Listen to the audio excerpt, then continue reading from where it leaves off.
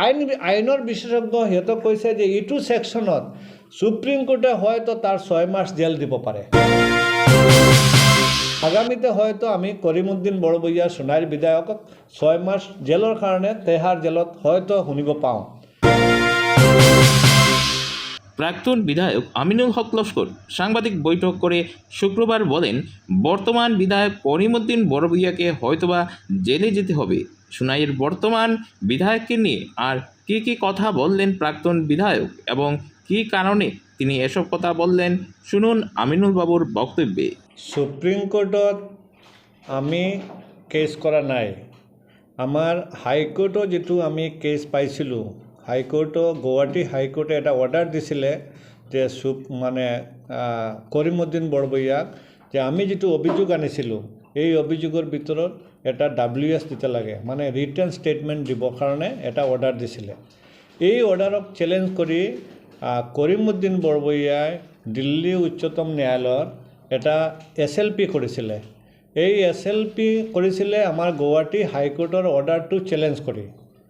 R এই চ্যালেঞ্জটো SLPটো দীৰ্ঘদিন hearing আছিলে, দুটা পাৰ্টিৰ এডভোকেটে হিয়াৰিং কৰিছিলে। আৰ্গুমেন্ট কৰাৰ পিছত লাস্ট আৰ্গুমেন্টটো আছিলে 19 মাৰ্চত।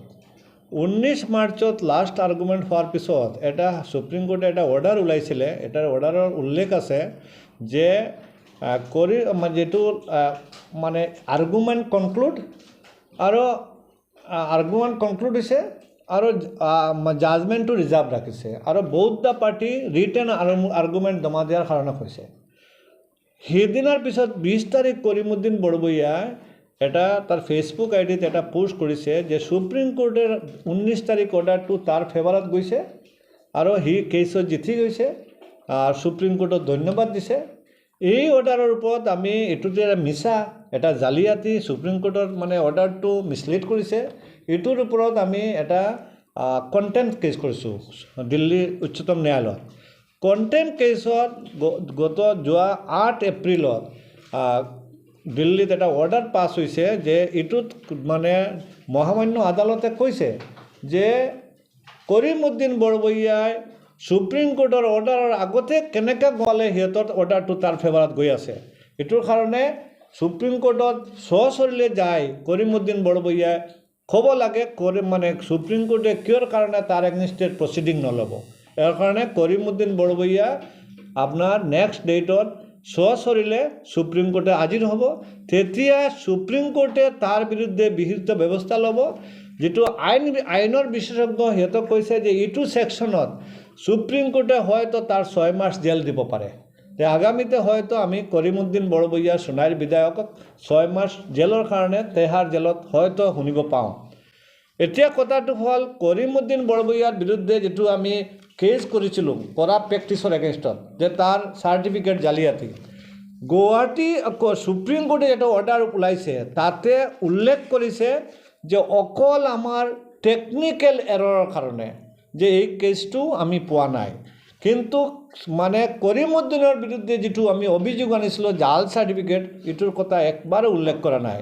এর মানে করিমউদ্দিন বৰবৰীয়াৰ জাল সাৰ্টিফিকেটটো যে সঁচা এটা সুপ্ৰিম কোৰ্টে মানি লৈছে, কিন্তু আমাৰ টেকনিক্যাল এৰৰৰ কাৰণে এটো আমি মানে আমার কেসটো আমার ফেভারত আহা নাই।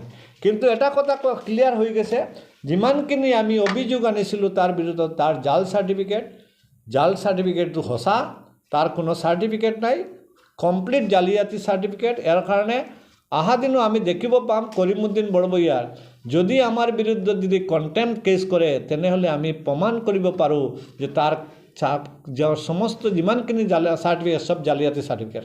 কিয়নো কৰিমউদ্দিন বৰবৰীয়া তাৰ জালিয়াতিৰ পৰা বাঁচিব লগা হলে তার মানে আর যদি আমার বিরুদ্ধে কন্টেম্প্ট কেস করে তাহলে তার বৈধ সার্টিফিকেট দি কোর্টত দি তার মানটো বচাব লাগে। এর কারণে তার বৈধ সার্টিফিকেট শো কৰিব লাগিব আমাৰ বিৰুদ্ধে যদি মানে আপনাৰ মানহানি কেস কৰে। আমি সিহঁতক প্ৰত্যাহ্বান জানাইছোঁ যে আপুনি কেস কৰক, মানহানি কেস কৰক, 100 কোটি 10 কোটিখানে 100 কোটিত মানহানি কেস কৰক, আমি তৈয়ার আছো। আর আপনি তৈয়ার থাকক তেহার জেলে যাওয়ার কারণে। ধন্যবাদ।